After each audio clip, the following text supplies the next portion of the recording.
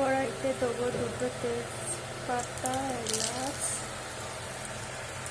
আর দারচিনি, পেঁয়াজ, আদা, রসুন বাটা একসাথে পেস্ট করে,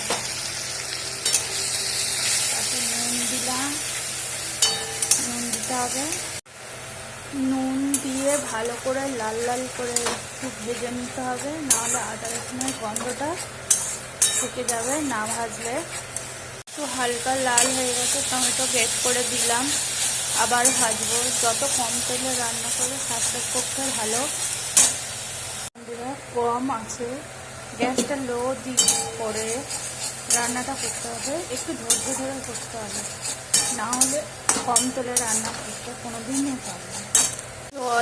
একটু জল দিয়ে হলুদ গুঁড়ো, লঙ্কার গুঁড়ো, ধনের গুঁড়ো দিলাম। আমি জিরের গুঁড়ো দেবো না, যেহেতু এটা ডিম কষা করলে সবসময় একই রকম একই ভালো লাগে না।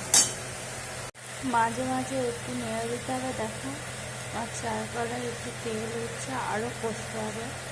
কম একবারই তেল দিয়েছি, কম আছে রান্না করলে ধৈর্য ধরে রান্নাটা করতে হবে। তেল তারপরে উঠে একটু সামান্য জলও দেবে যদি লেগে যায়। সবগুলো দিয়ে দিলাম, দিয়ে ভিতরে জল ঢেলে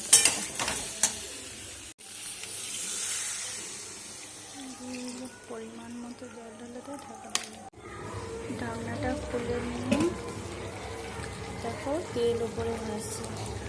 এবার একটু গরম মশলা দেবো,